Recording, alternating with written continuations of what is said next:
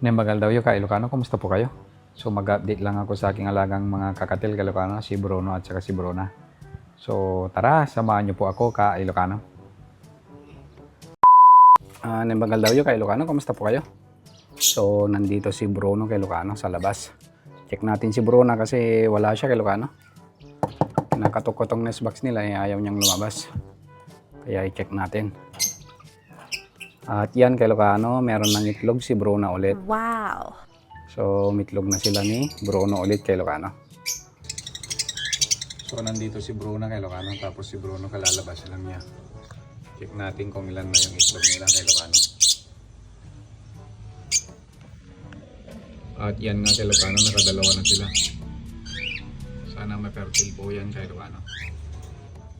Good job, Bruno. Good job, Bruno. Good job, Bruna. Good job. So, i-check natin si Bruno at Bruna kay Ilocano kung ilan na po yung itlog nila. Kasi 3 days na nung nakita kong meron silang itlog, kung ilan na po yung na itlog ni Bruna. So, nakatatlong egg na sila kay Ilocano. Yan. So, kulang pa ng isa yan kay Ilocano. Minimum kasi ng itlog ng kakatil kay Ilocano is 4 eggs. So kung mukhang mabait naman si Bruno kay Ilocano, tinutulungan naman niya si Bruna. Yung lumabas na si Bruna. Yan. Labas ka na rin para ma-check natin yung egg niyo. Kung fertile o hindi. So binuksan na rin lang natin kay Ilocano, i-candling na natin. Yan. Yan, may laman yan kay Ilocano. Circle siya.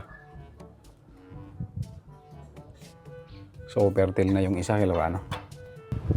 Madaming nagtatanong sa akin kay Ilocano kung ano po ba yung kalaki yung cage ng aking kakatel. Yan, ganyan lang po siya kay Ilocano. Bale, double cage lang po ito. Yan, gaya dyan. So, mas maliit pa nga itong cage nila Bruna. Yan. So, pwede natin silang i-breed sa ganito kay Ilocano. At nag-breed sila, tapos umiitlog sila. So, naglilimlim na nga sila. Bale, 4 na yung itlog nila kay Ilocano. Tapos, lagyan mo na rin ng pouch, ganyan kay Ilocano. Tungtungan niya. Yan. Dito rin. So magbi-breed sila. Pero ang ano lang kasi dito kay Ilocano, maliit, hindi sila nakakalipad-lipad. Kumbaga wala silang exercise. Hindi gaya dito sa plate cage ko, kung saan nandito yung dalawang lutino natin yan. Kumakain sila kay Ilocano, so nakakalipad-lipad sila dito. Kasi malawak nga tong plate cage na to. Yan, kay Ilocano yun, no? Nakakalipad silang ganon. So mayroon silang exercise.